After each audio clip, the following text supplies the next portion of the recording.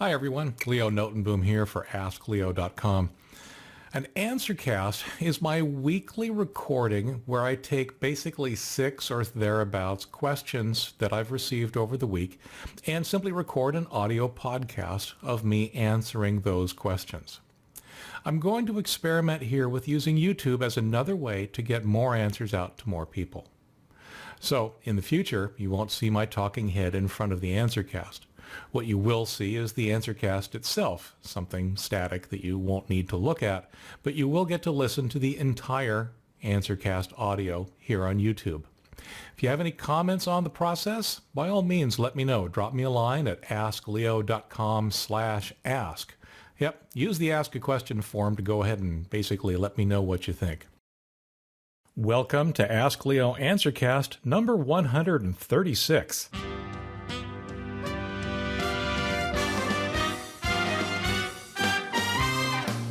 I'm Leo Notenboom, and I'm here to answer questions that people have been asking out at AskLeo.com. Today's Answercast is brought to you by my new book, The Ask Leo Guide to Routine Maintenance. I want you to keep your computer running better and longer. That's what the Ask Leo Guide to Routine Maintenance is all about.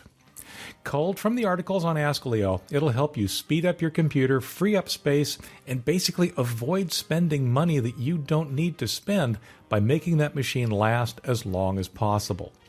The Ask Leo Guide to Routine Maintenance can be purchased in either of 3 formats. You can get a directly downloadable PDF, you can purchase a Kindle book from Amazon, or you can purchase a paperback version from Amazon. Regardless of which one of those you choose, once you register your book using the link that's inside the book, you'll be able to download the book in any or all of its digital formats, PDF, Mobi, or EPUB. Also, once you register your book, you'll get access to companion videos I've been putting together that demonstrate the various steps that are outlined in the book. Now, I often see people discarding computers or pieces of computers way too early. Just recently, I stumbled into someone who had replaced his hard drive for a problem that he didn't need to do that for. It just doesn't have to be that way, especially when the problem that you're trying to solve is all about software, not hardware. The Ask Leo Guide to Routine Maintenance can help. Visit askleo.com/guide to learn more and purchase your copy today. How can I make a computer crash-proof? Well, ultimately, you can't. There's just no such thing. You can make it resilient, and you can prepare for the eventual crashes, but there's simply no such thing as crash-proof. Let's talk about why that is.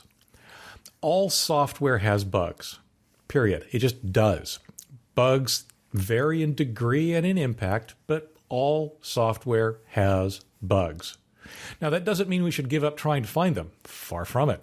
Software developers and companies need to continue to do everything they can, everything appropriate, to ensure that there are as few bugs, as few mistakes as possible, so that those that remain will be of very low impact. But there will be bugs. And unfortunately, some of those bugs may be the kind that cause your computer to crash. Now, one of the reasons that this is so is what I call the unimaginable complexity of today's systems. Now, there's always a knee-jerk reaction I hear all the time that says, well, if they just stop adding features and making them so complex. Well, the problem is that we as consumers demand complexity. We want our computer to be a general purpose device. We want it to do more and faster and more. You get the idea. We want the computer we purchase today to be capable of doing things we haven't even thought of yet in just a couple of years. Now, you personally might say, no, I don't. I don't want anything to change. My computer is fine the way it is. And perhaps you don't. But the proof of this concept is in where people spend their money, what people buy, and what people use. People want more and more features, more and more functionality. That simply implies more and more underlying complexity. Now, so far I've been talking about software. The same is also true of hardware to some degree. But ultimately, it's important to realize that any and all hardware can wear out or break, and that can often result in a crash. Some components wear out more quickly than others, but all components can eventually wear out or have a problem of some sort. Now, you might say, well, make the system more resilient to failures. To which I say exactly two things. One, you really have no idea how resilient it already is. There is so much that can and sometimes does go wrong that you're blissfully never aware of because the system is already compensating and already dealing with the issue. And the other comment, resilience and failure tolerance adds, you guessed it, more complexity. So, rather than looking for crash proof, you need to do what you can to be crash resilient and then be crash prepared. Look for quality, of course, in the computers and the components and the software you purchase. Keep your software up to date. And of course, you know this is coming. Back up. Be prepared for the day, not if, but when your computer crashes. Because I guarantee it, sooner or later, your computer will crash. All of a sudden, many of my outgoing emails go to the outbox in Outlook 2010 and sit there for a couple of minutes, sometimes much longer, before it actually sends. Now, I can hasten the sending if I click Send Receive in the ribbon, but not by much. I check the settings and Send Immediately is checked, and the account settings has my address and pop/SMTP send to this account by default. It's always been this way, so I don't think this is the cause of the mail delay. I can send more information if you need it, but I would appreciate any help you can come up with. There are, in fact, several things that could be at play here. You've already checked the most obvious, which is perfect. Outlook has this setting to send something immediately, and you've got that set. When an email sends in Outlook, in other words, when you click the Send button, that means that it should send soon, immediately, or very shortly thereafter. When that setting is not set, the sends are simply saved until the next time the mail program does its automatic check for new mail, or if you have that disabled, the next time you hit Send Receive. So, mail will continue to appear in the outbox until it's been completely sent. So what that means is that if, for example, your email has a large attachment, it's going to take a while to transfer that attachment. It's going to take a while to upload that attachment to the mail server. During that time, it'll actually look like nothing's happening because in the outbox, it'll just say that the message is still there, even though the message is actually in the process of being transmitted. As soon as the send actually completes, it's really finally done, only then is the email removed from the outbox and placed in sent mail. In situations like this, the ability to send mail or the speed at which you send mail is extremely dependent on your email service. The servers that you're sending to could, in fact, simply be slow. Your connection to the email service could, in fact, be slow. It may be your internet connection. It may be one of the other hops between your ISP and your email service. Even if the email service is done from your ISP, it's not like right there. There will be additional networking steps to get from wherever you connect to your ISP to the mail server. Their servers actually could be overloaded. As a matter of fact, there's actually a formal part of the sending protocol, the SMTP protocol, that allows a server to literally say, I'm too busy. Try this message again later. So until later, your message sits there in the outbox. There's also an anti-spam feature that some mail servers will use that causes this exact same try again later, even when they're not too busy. So ultimately, I really don't think there's much to be done other than being patient or hitting Send Receive to force the issue, particularly as long as the emails do eventually send. I recently put my name into the Norton search engine and came across the following. An ad related to, and the person asking the question's name appears. His name then, in quotes, was arrested, ? And then the name of a website that promises to check your records with the phrase free public record search application. Not only was I shocked to see his name in the ad, but felt that anybody repeating a search on my name would infer that I had a criminal record, which I don't. I have written to the company demanding that the offensive link of my name with a criminal history be removed, although I'm not sure whether they would be responsible for the context of my name in their advertisement for checking on an individual's criminal history.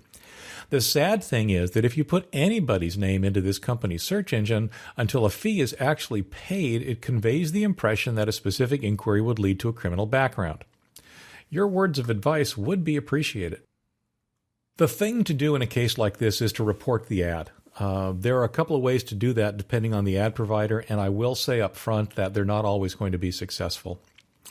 I took a look at the specifics of the ad, which I did not include in the question here in the Answercast or in the article that we'll be printing.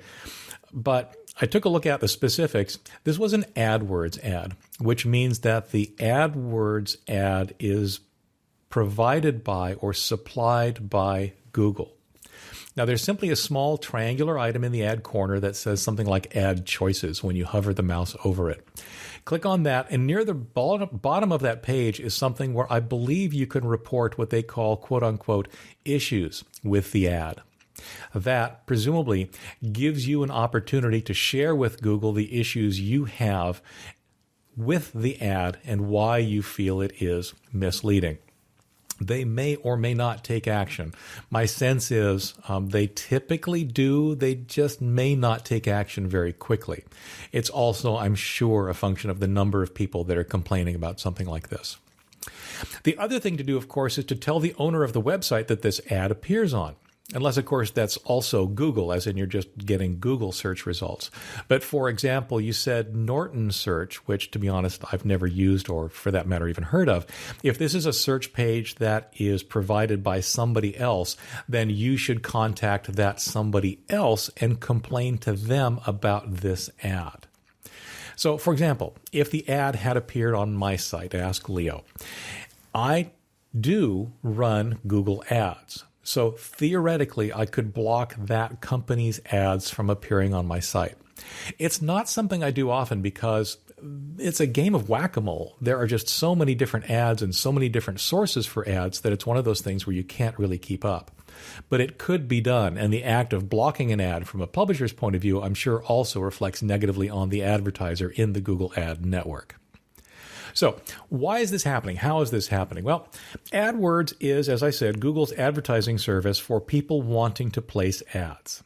Ads that appear in either Google search results or on sites like Ask Leo that run on AdSense, which is their service for people wanting to display ads and get paid for that. One of the things that the advertisers can do is they can actually include the term you happened to search for in their ad. So when you search for foo, they can say, put the search term, whatever it is, right here in my advertising text. So the word foo might appear in this string that they've created, where they just have a placeholder that says, put the word here, which is why in your case, you're seeing something like ad related to your name when your name is the string you searched for. That's all really that's happening here. I don't believe that your name is in this company's database. It's just literally picking up the string you searched for, which is something that AdWords advertisers can construct their ads to use. The company's then using this ad customization feature of AdWords to make it look like perhaps you're in their database. I agree. It's very, very misleading. And I'm with you. I think it's really a bad tactic. It could be scary if you don't know what's going on. But the neat thing about it is if you can step aside from this misleading and scary aspect of it, ultimately, it's completely meaningless. All they did was construct an ad.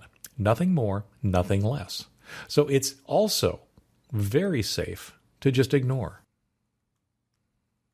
I forward funny and nice emails to friends, but sometimes they receive 60 copies.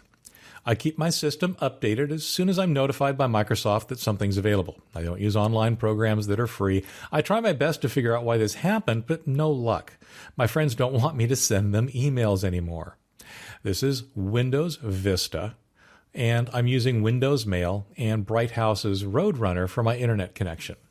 Hope you have the answer so I can get back to email. Thanks in advance. This kind of thing can actually happen for a variety of reasons, so what I'm going to do is take a quick look at the most common. And then, when I'm done, I'm going to express a little opinion. What's typically happening is something like this. Your email program sends an email, and the email server accepts it. Except the indication that the server has accepted the email doesn't actually make it back to your email program. So the email program thinks that the send has actually failed. The net result is it thinks it has to try again and again and again. So why doesn't the message about the server accepting the message actually get back? That's a little harder to say. It can be network connectivity problems. I don't think that's the case here. I think that things are probably working okay.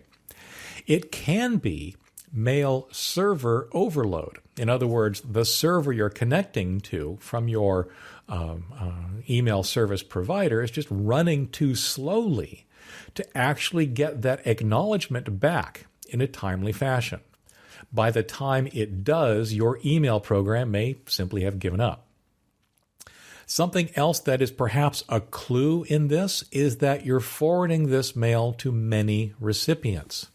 And it is possible, depending on the mail server configuration, not your program's configuration, but your email service provider's server configuration, is that the amount of time it takes for it to acknowledge successful receipt of that message could be dependent on the number of people you're sending it to. For example, it may have to check all of those email addresses before it's actually allowed to tell your email program, okay, I got it, right?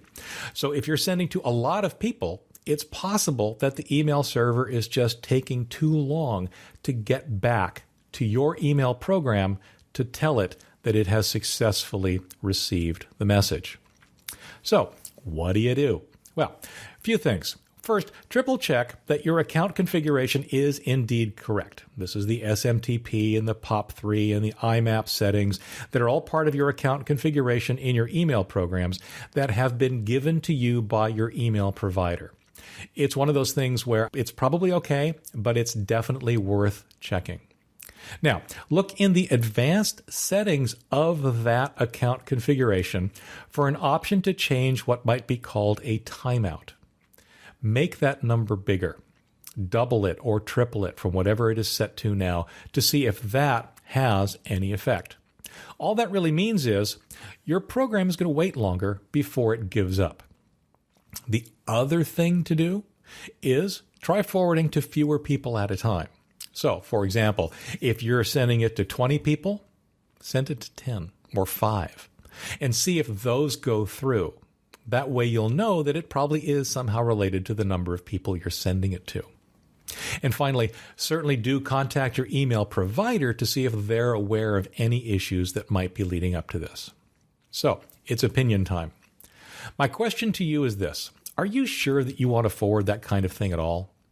Many people find this kind of forwarded email annoying or irrelevant or just so much noise. In the worst case, they may even start marking the mail you send as spam. And of course, they won't tell you for fear of hurting your feelings. So let me tell you, please think twice about forwarding just about anything. Social media is a great place to share that kind of thing if you're there, be it Facebook or Google Plus or Pinterest or any number of different places that are set up for that kind of stuff.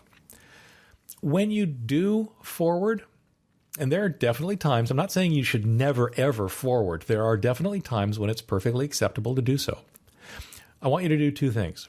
One, make sure to remove all of the previously forwarded email addresses from the message. This prevents the recipient that you're sending it to from seeing all those names and email addresses of all those people that have seen the message in the past. It prevents their email addresses from being shared, from being stolen, from being exposed when in reality they may not want their email address exposed to all these people.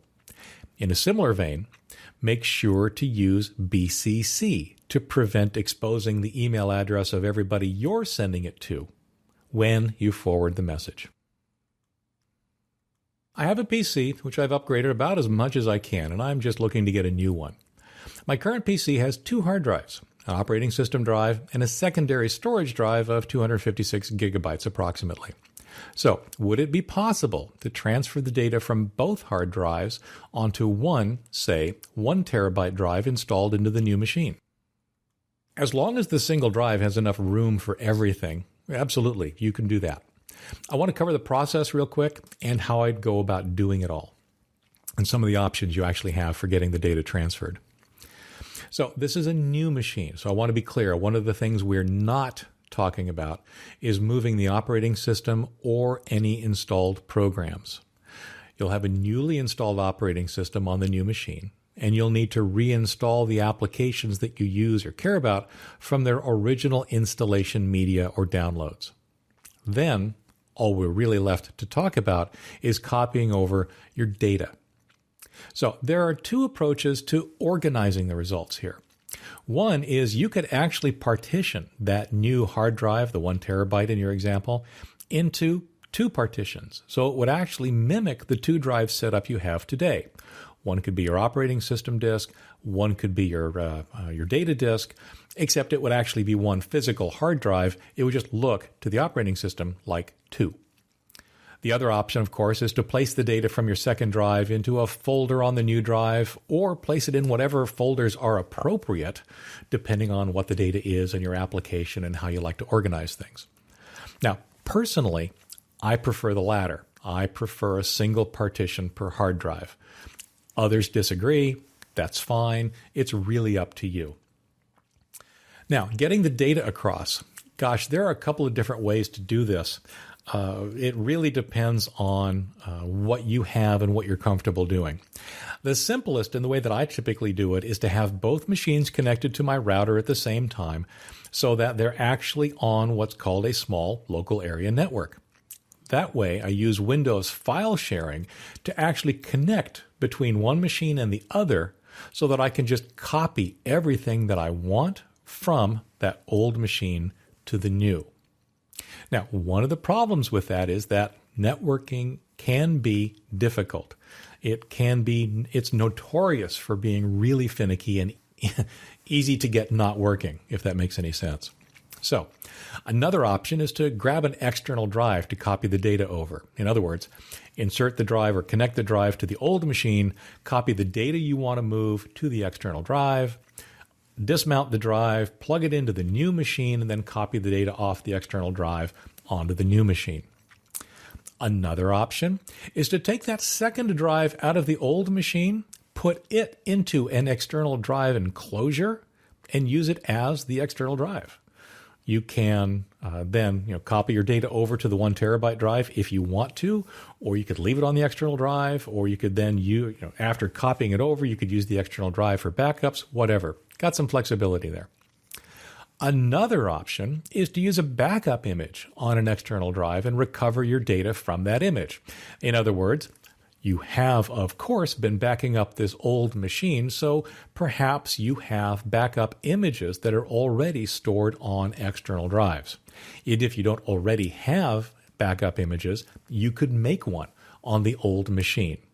Then, with that on an external drive, you can move that to the new machine and you can use your backup software to recover or extract data, be it entire files and folders and partitions or whatever, to the new drive. So there are lots of different options there. My suspicion is that copying using an external hard drive is probably the simplest and the easiest to get working and get working quickly. But honestly, it's really up to you. There are lots of options here, and I really do think you can get done exactly what it is you're looking for. Okay, so when I access the command prompt and enter ipconfig /all, one of the entries listed is DNS server and an IP address of 192.168.something.something. I understand that my wireless router is my LAN's default gateway and acts as the DHCP server, but DNS server? My operating system is Windows 7 Home Premium. Oh yeah, your router could in fact be acting as a DNS server. There are in fact various reasons that it might be doing that, mostly related to speed. Let's quickly review first what DNS actually is. So I'm sure by now you realize that every machine that's connected directly to the internet is identified by a number called an IP or Internet Protocol address. An example might be 67.225.235.59. Now, that's hard to remember. We prefer to remember things by name, like AskLeo.com. DNS is a service that computers use to ask the question, what is the IP address of AskLeo.com, and get an answer. Now, traditionally, the DNS servers that handle these requests are provided by your ISP. There are also third-party DNS services like OpenDNS, or I think Google has a DNS service that you can use instead, for various reasons. Typically, those reasons, again, relate to speed. And in the case of OpenDNS, there's also some filtering that you can apply to prevent people from going to known bad locations. And I think there's some porn filtering there available as well. So that DNS request that's being made by your computer normally goes out over your internet connection to your ISP's DNS servers, and then the response comes back. And that's for every domain name you access, be it mail, websites, the ads appear on those websites, internal things to Windows, just there's much, much more. There's a lot of different internet domain names that you end up accessing these days through the course of simply using your machine. So, given that it's used so heavily, it's something that we can try to optimize for speed. That's where your router comes in. Many routers will actually set themselves up to be your DNS server. When you then make a request for something that they've never heard of before, they ask your ISP's DNS servers for the answers. In other words, they pass it on upstream. The important thing is that when the answer comes back, the router remembers the answer.